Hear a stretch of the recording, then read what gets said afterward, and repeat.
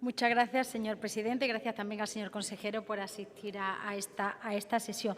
Miren, esta es una iniciativa, y lamento decirlo así, que el Grupo Popular se podría haber ahorrado perfectamente. ¿Por qué? Primero, porque no aporta nada de luz sobre el famoso modelo de financiación de las universidades públicas andaluzas que está por venir, pero que nunca llega. Y le confieso que esperaba con ganas su intervención a ver si desvelaba algún elemento que yo en la PNL no veía, porque más allá de palabras vacías me ha costado mucho ver hacia dónde nos dirigimos. Y segundo, porque tampoco nos avanza los acuerdos que se están alcanzando con los diferentes actores, con los que se están reuniendo, y cuyo retraso, a mi juicio, lo que evidencia es que algunos problemas, falta de consenso y resistencia. Si no, no entiendo a qué este programa que va a venir. Quizá esta iniciativa hace un año la hubiera entendido, pero ahora la verdad es que, después de tantos anuncios, me cuesta trabajo ver que no hay nada detrás. Le decía, ustedes se congratulan del acuerdo alcanzado con el Consejo Andaluz de Universidades, sin duda es una buena noticia, pero omiten parte de la verdad. Lo que no nos dicen es que el Consejo les ha obligado, para llegar a ese acuerdo, a incluir en un anexo una parte que modifica sustancialmente su modelo, dotándolo, por suerte, de una certidumbre presupuestaria de la que la propuesta inicial adolecía. Eso hay que decirlo. Y eso es así porque los rectores y rectoras son conscientes de las dificultades por las que han tenido que pasar sin su apoyo ni ayuda durante estos últimos años, ¿no? En días en los que se ha llegado a hablar de no encender la calefacción en algunos edificios o incluso se han cerrado partes de los campus para ahorrar dinero. Equipos de Gobierno que han visto cómo no pueden hacer frente a la tasa de reposición y cómo sus instituciones pasan grandes dificultades económicas que se van resolviendo, es verdad, a golpe de inversiones extraordinarias de fondo por parte de la Consejería de Universidades, pero siempre a remolque de las necesidades y de las peticiones, ¿no? Y al final poniendo en juego la estabilidad de estas instituciones por falta de planificación. Ustedes omiten que el acuerdo alcanzado del que hablan dice que los rectores exigen que se les garantice la misma financiación del año anterior, más el crecimiento vegetativo y las subidas salariales, algo de mínimos, algo básico. Están pidiendo tener una estabilidad presupuestaria que no merme año tras año para poder cubrir sus necesidades más básicas. Y a eso se ha llegado porque se opusieron al modelo inicial. Ojo, lo alarmante no es que pidan algo tan lógico, sino que su propuesta no lo garantizase de entrada y hayan tenido que reclamarlo y, por suerte, parece conseguirlo. ¿Cómo es posible que se plantee un modelo de financiación que no garantiza pagar los salarios, que es lo mínimo?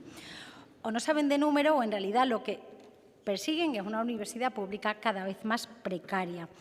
Pero es que, además, se lo están reclamando con carácter inmediato para garantizarlo desde el primer año la nivelación presupuestaria, porque, claro, es una necesidad urgente que actualmente no está garantizada. Y, claro, nosotros nos preguntamos qué persiguen realmente con el modelo de financiación, si trasladar certidumbre al sistema público universitario, como nos dicen, o, por el contrario, mantener una situación de precariedad e inestabilidad perpetua que les haga depender continuamente de inyecciones de fondos extraordinarios por parte de la Consejería de Universidades. De verdad que no lo entendemos. No sabemos realmente qué es para ustedes la universidad pública. Mire, como saben, la universidad pública es la única vía para mejorar de condición social para muchas personas. Es la única manera que tienen muchas familias de que sus hijos e hijas tengan una vida mejor que sus padres, que puedan tener una estabilidad profesional, que puedan tener un futuro, que puedan realizar un proyecto de vida propio. En definitiva, es el único ascensor social que a día de hoy existe y está en peligro. Y miren, yo cuando veo algunos de los proyectos, como los de universidades privadas, de los que luego hablaremos, parece que a ustedes no les gusta que todo el mundo, que todos subamos en ese ascensor. Da la sensación de que a algunos les gustaría que haya andaluces y andaluzas que, en vez de subir por el ascensor, suban las escaleras, en concreto las de servicio, no se vayan a cruzar con la gente de bien. Miren, los rectores le están reclamando, además, planes extraordinarios de inversión en infraestructuras, porque si lo hacemos depender de la financiación ordinaria, cualquier problema que tengan que acometer, cualquier obra, cualquier mejora de infraestructura, acabaría mermando sus arcas públicas y, por tanto, poniendo en funcionamiento el pago de nóminas, el pago de facturas, en consecuencia, su propia viabilidad. Porque si es importante garantizar el funcionamiento de la viabilidad, también tenemos que hablar de la mejora de los campos, porque además tenemos que competir en un contexto en el que es fundamental la digitalización, pero también hacer una transformación energética y digital de todas las instalaciones para ofrecer lo mejor posible al alumnado.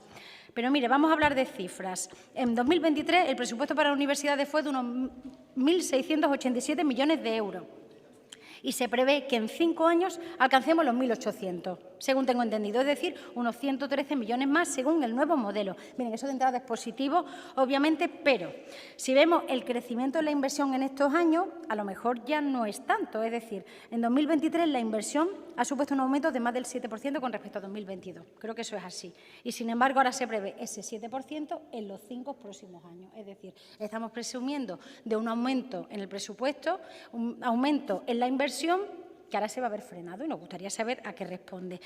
Así se entiende, por tanto, que nos encontremos con una petición de los rectores que nos dicen que se garantice una inversión del 1% del PIB, tal y como marca el 55.2 de la LOSU, garantizando así un umbral mínimo que, según ustedes, nosotros estamos rebasando aquí con creces porque estamos en torno al 1,28. Pero, claro, cuando hacemos este juego de las inversiones que se prevén a 5 años, nos damos cuenta que ese 1,28 va a bajar al 1 y que es probable que se sitúe por debajo del 1%.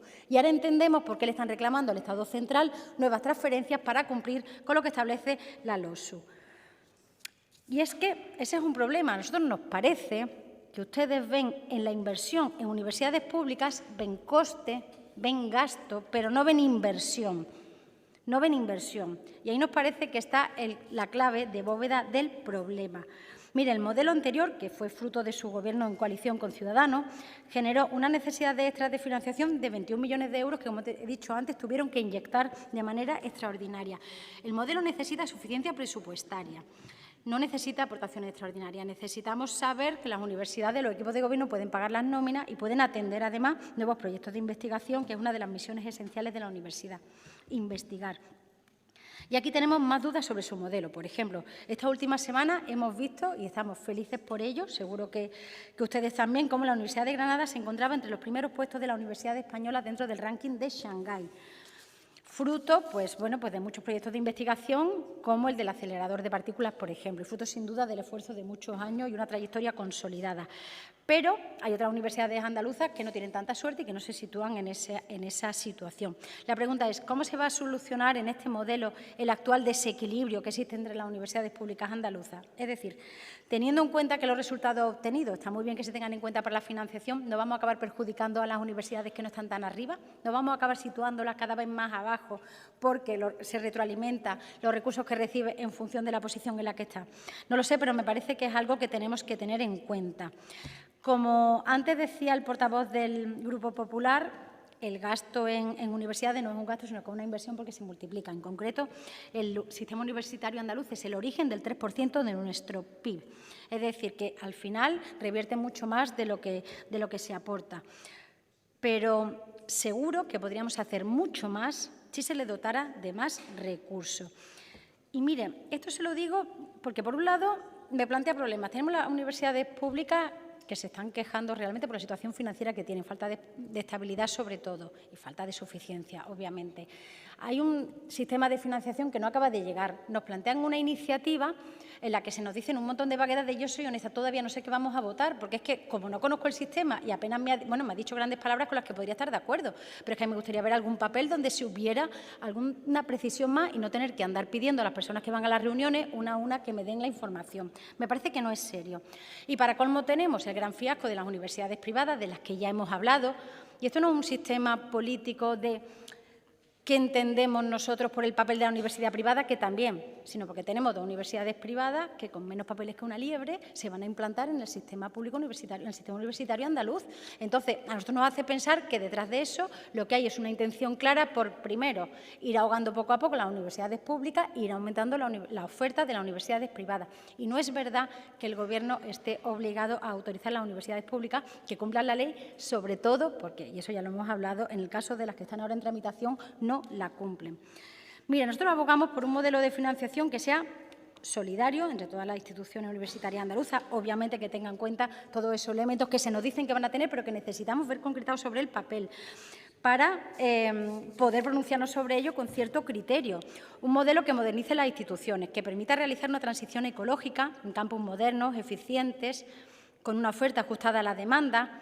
Vamos a pensar realmente si no tenemos que invertir más en esas áreas que están demandando mayores profesionales por parte de la sociedad, por ejemplo, medicina, por ejemplo, fisioterapia, por ejemplo, enfermería, y no permitir aunque hemos visto que últimamente ha habido algún fiasco, que universidades privadas lleguen y oferten titulaciones, porque hacen falta profesionales que las universidades públicas no están dando, y no lo están dando porque no tienen los recursos suficientes para ello, porque es que están ahogadas. Así que, como les decía, esperamos a la segunda intervención para saber qué podremos votar, a ver si nos aclaran algunas de las dudas que tenemos. Muchas gracias.